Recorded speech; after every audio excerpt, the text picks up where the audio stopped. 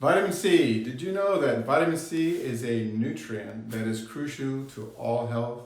The truth is, a vitamin C deficiency can wreak havoc on just about everything from skin health to energy levels and immune function. And at the end of the day, it may have more serious consequences, including a higher risk of certain health conditions, including all forms of chronic diseases.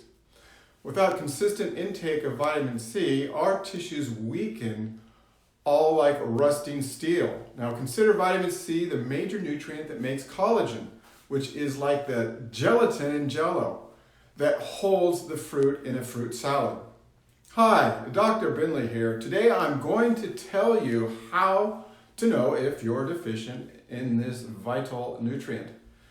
What foods you can get from it, all the different forms it comes in, what prescription drugs might be causing a vitamin C deficiency of vitamin C, and what dosage should I take to correct all of this. You see, I've worked with thousands of people for over 34 years of practice with all kinds of different problems. And often it's a simple change like supplementing with a vitamin such as vitamin C that makes all the difference in their healing. Please make sure that you're subscribed to my channel by clicking on the red button and also hit the little bell so you get notified when I put out new content on a very important healthcare issue. So this isn't the typical type of information you're going to get in mainstream media, and I don't want you to miss out at all. So let's dive right in and talk about vitamin C. For many of the people I've worked with in my 34 years of practice, a simple vitamin C deficiency has been missed along the way before they got me. Now that's completely understandable if you aren't trained in nutrition like I am. Spotting a vitamin C deficiency is tricky. Now let's go through some of the most common signs of vitamin C deficiencies. Dry and splitting hair, anemias, easy bruising, slow wound healing, rough, dry, scaly skin called hyperkeratosis, inflammation of the gums, gingivitis, histamine elevations, increased susceptibility to infections, weakened teeth enamel, swollen, painful joints, spontaneous nosebleeds, infertility, fluid retention, gallstone inflammation, spoon-shaped fingers, nails. Wow. The tricky thing is, you can have a vitamin C deficiency and display some of these symptoms or no noticeable symptoms at all. And when we're talking about serious health issues such as obesity, heart disease, stroke, cancer, ignorance is not bliss, which is why I always recommend functional testing to determine your individual needs for vitamin C. That was a long list of symptoms. Is this making sense? So if so, write in the comment below box so I know I'm on the right track with you. Now let's talk about common causes of vitamin C deficiency. Number one, processed foods, of course. Standard American diet, poor diet, standard American diet. Distilled water, high sugar intake, high grain intake, alcohol intake, smoking, vaping, chronic stress, iron deficiency, caffeineism, and if you're on dialysis, you definitely need to supplement yourself. Next, I want to tell you about health conditions that can cause vitamin C depletion. Anorexia, alcoholism, infections, allergies, kidney disease, hyperthyroidism, diabetes, intestinal malabsorption conditions like ulcerative colitis, celiac disease, IBS, and of course, bulimia. That's another long list. I know some of these things you know about yourself, but others not so much. That's why I always recommend another simple test as a benchmark. I use a comprehensive stool analysis to find out if you're absorbing well. Did you know that certain prescription medications can cause vitamin C deficiencies? Shoot me a comment, yes or no, and if you said yes, tell me which ones you might think do so. Spoiler alert, it's another surprising long list. aspirin, non-steroidal anti-inflammatories, birth control pills such as oral contraceptives and hormone replacements, cyclosporine, corticosteroids, glucocorticosteroids, Lasix, and other diuretics such as caffeine, heparin, Coumadin, such as blood thinners, calcium channel blockers, which is blood pressure lowering medication, and central nervous system stimulants such as Adderall. Did that surprise you? If you're currently taking any of those drugs, either in prescription or over-the-counter forms, did anyone ever check your vitamin C levels to make sure the drugs aren't causing a further vitamin C deficiency? Now we get into the good news. Natural sources of vitamin C.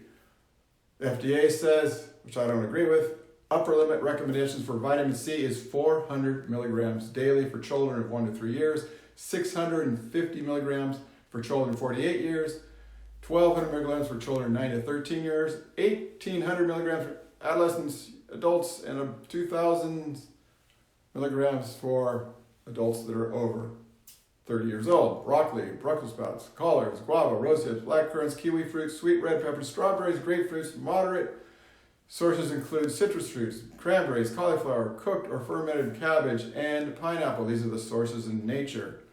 Like I said before, I always recommend testing for any vitamin deficiency.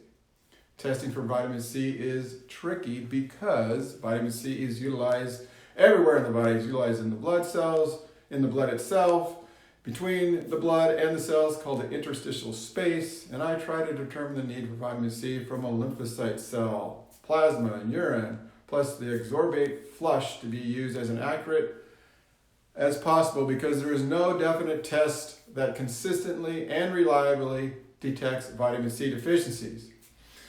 You're probably wondering now, which vitamin C supplements should I take? Before I launch into the various forms of vitamin C and tell you what each is best used for, I want you to stop right here and urge you to only purchase high quality nutritional supplements for vitamin C or any other vitamin or supplement nutrient. Not all supplements are created equal.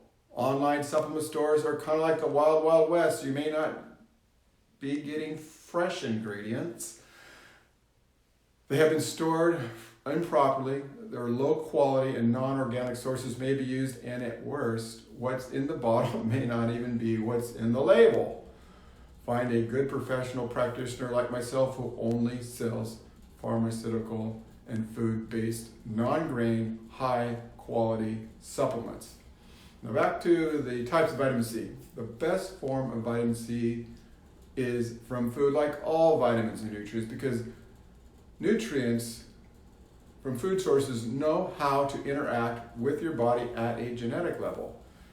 Getting vitamin C from your diet is a top priority. Vitamin C is a complete family with aunts, uncles, and cousins, and grandparents, siblings, and parents, of course, called bioflavonoids, which keep this in mind when you're supplementing vitamin C. A whole food choice is most desirable because it has the family with it. Make certain it comes from an organic source only. Types of vitamin C. Mineral sorbates. These are your buffered vitamin C and less irritating to the gastrointestinal tract. Vitamin C with bioflavonoids. These are plant pigments that are usually found in nature with fruits, vegetables, and have a high concentration of vitamin C. Studies do show an increased delivery and bioavailability of vitamin C to the organ systems and the capillary beds, the microcirculation of the body. Vitamin C and metabolites. Ester C is this form, are purported to increase the bioavailability of vitamin C, but there's no studies that confirm this. Ascorbyl palmate. This is a form that's primarily used in the skin, creams, and lotions. Liposomal vitamin C. Liposomal vitamin C is the most recent form that has hit the nutritional line of vitamin C. The liposomal delivery is quicker and more bioavailable because the majority of it is absorbed through the mucosa of the oral cavity and the esophagus, and once it gets to the GI tract, it's absorbed beautifully through the mucosa there. It does not require transport like other types. This is the preferred type if you're looking for a quick acting source to get to the bloodstream as fast as possible, as in the case of acute stage of cold or allergy. Now, Not all liposomal products are the same. This form of delivery is best purchased from a functional doctor.